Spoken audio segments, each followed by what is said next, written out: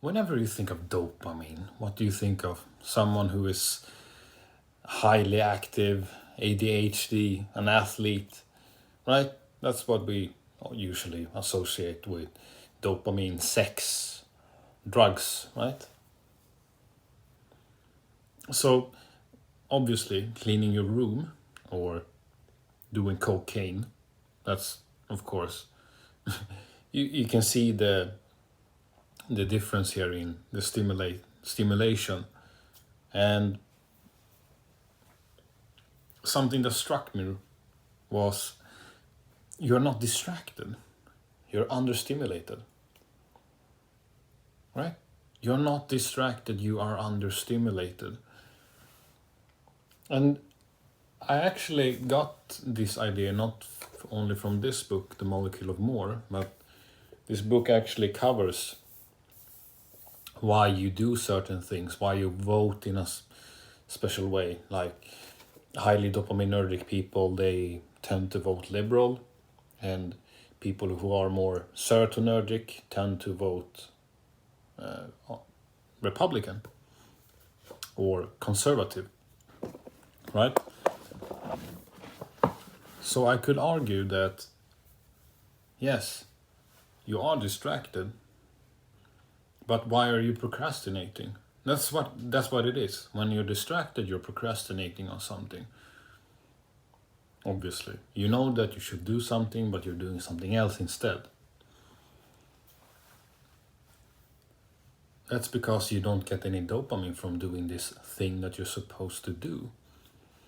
But how come some people are capable of doing that and some people are not? Right? It doesn't make any sense. How come some of my friends are capable of cleaning their room and some of my other friends are not? They're disorganized. It's because of how their brain functions. Their receptors in their brain don't give off enough dopamine. And there's an interesting lecture from Russell Barkley, who is a psychiatrist who is specialized in the treatment of ADHD. He describes ADHD as a failure of executive function, a failure of executive functioning, not necessarily that you are immoral or you're a bad person. Like you're very forgetful, you're very risk-taking. That's because it's a failure of executive functioning. Executive functioning includes inhibitions, like you know that something is bad, therefore you don't do it. But people who are suffering from ADHD, say for example, they tend to do these things despite this being bad for them. That's because the executive functioning in their brain cannot see in the future. They can literally not see what's ahead of them. And that's the dopaminergic brain. Why are people who are dopaminergic more liberal? Liberalism entails what? Here and now. It entails not the future per se, but in some ways it does. Of course, liberal people tend to look towards the future a lot. They want a lot of change, right? Isn't that something that ADHD people tend to focus on? They switch from one thing to the other, from the next thing to the other thing. They tend to hop from things, from thing to thing. And basically, that means that it's a failure of executive functioning. Because if you're not that dopaminergic, you tend to look towards the past. What has worked in the past should probably work now. And looking towards the future in such a way that a liberal person does can entail chaos. And what is the thing that the conservative people hate the most? Chaos.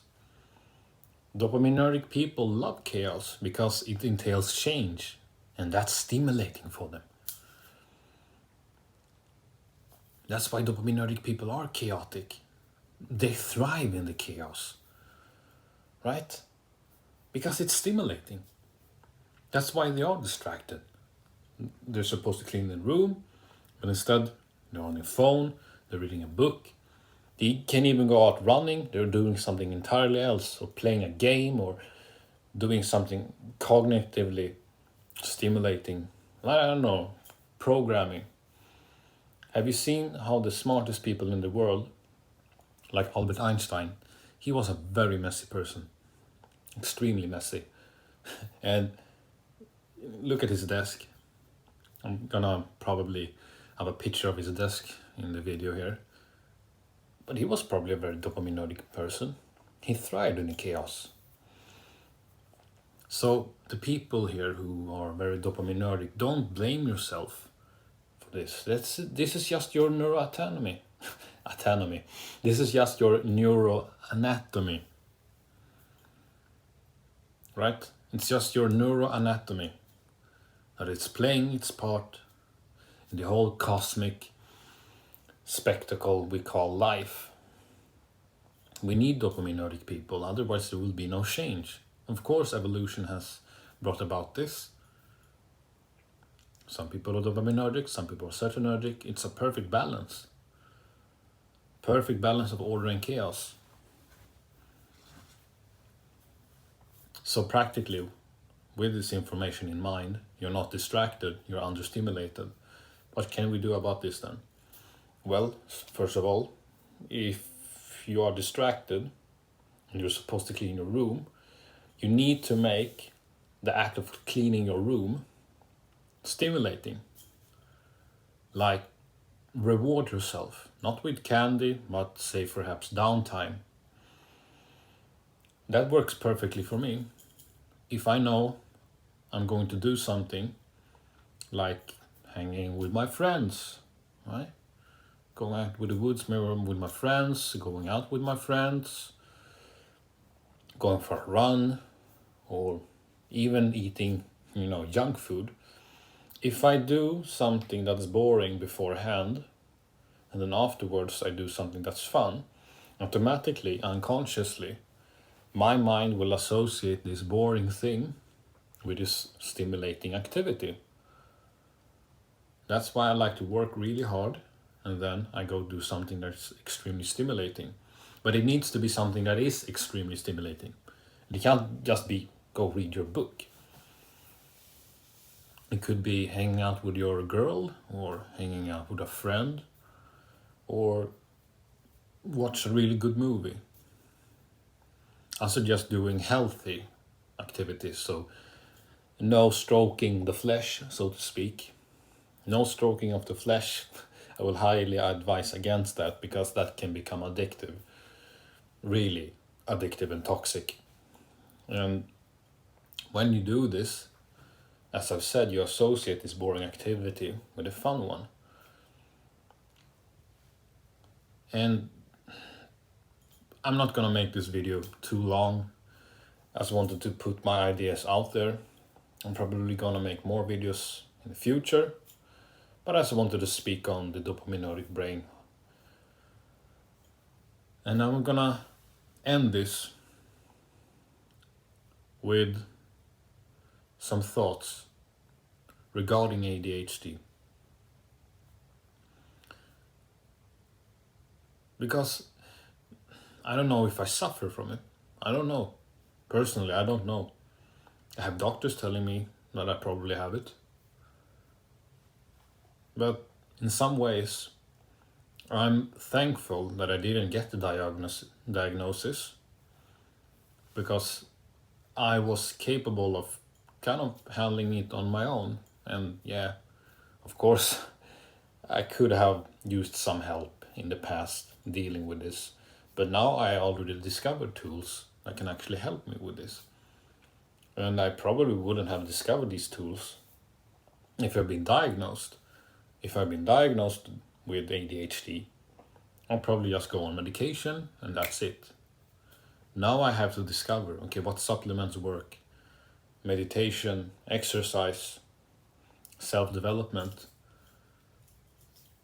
And I can be quite grateful for not having my diagnosis, because that brought about a self-development journey that, for me, changed my life for the better. So yeah, I hope you enjoyed this video. And I'm gonna make more videos in the future. I'm actually writing a book called Dopamine Seeking Missiles, where I'm trying to discover and take both me and the reader on a journey towards understanding the dopaminergic brain. And perhaps in the future I will write about serotonin. Who knows? I got a lot of ideas. But anyways, hope you enjoyed this video. Stay tuned for more dopamine, self-development. And I'll see you in the next. Stay great.